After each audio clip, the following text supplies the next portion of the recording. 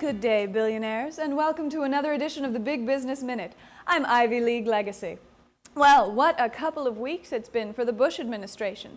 Karl Rove under fire, Scotty McClellan taking a beating in the press room, Bush's approval rating in the low 40s, and the Downing Street Memo scandal gathering steam.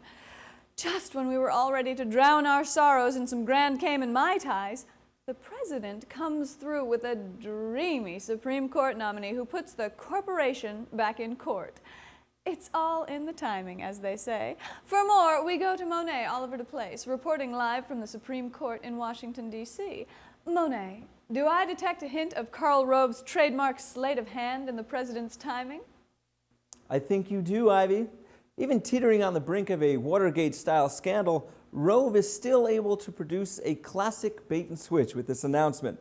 Now, Sandra Day O'Connor was a Reagan appointee, but by so often refusing to toe the neocon line, she turned out to be something of a disappointee for billionaires and corporate interests. But John Roberts Jr. is just what the doctor ordered. You can say that again. Though he's only worth about $10 million, this pro-business nominee has spent his entire career defending big business. Well, this is the Big Business Minute. We've got to like that. Many in Washington were prepared for an all-out war over Bush's choice, but word has it that Roberts is respected on both sides of the aisle. That's right. Both the mining and logging industries just love him. And we both know how much those guys can fight over access to the best protected lands. Some charge that his record reflects one of hostility to the environment, workers' rights, and consumers. I know! Isn't it great? Finally, a nominee who gets it. Oh, and by the way, Ivy, Dick Cheney, he's innocent. Excuse me, what? Dick Cheney. We know for sure that neither he nor his office had anything to do with leaking Valerie Plame's name, nor did... Monet, we're talking about John Roberts Jr., Bush's Supreme Court pick. You know, the one who got the Toyota Corporation off scot-free after they fired a woman whose years of work on their assembly line caused permanent damage to her nervous system. Oh, yes, of course. Thank you, Ivy. No worries about Roberts. He's a loyal corporate lawyer who's always done our bidding. But please, don't look into Dick Cheney's involvement in the leak.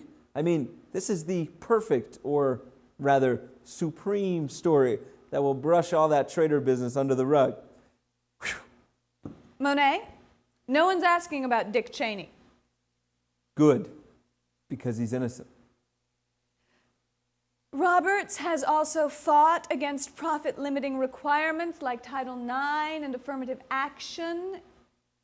But what really counts here is that the nomination is brilliantly timed to distract the public from hazardous issues like the Downing Street Memo and the source of the leak, which was unequivocally not Dick Cheney. No matter what you may have heard or ever hear, Cheney was not Robert Novak's other source. Monet, I haven't mentioned Cheney once in today's report. You're the one who keeps getting off the daily talking points grid. Good. What? Well, that wraps up another edition of the Big Business Minute. One more thing. Ivy, you're looking rather festive today. What's going on? You know, I just had a couple friends over in the studio. I hope you don't mind. It's not a big deal. Now, I came down to D.C. to cover for buddy old Bush. He's not there with you, is he? No.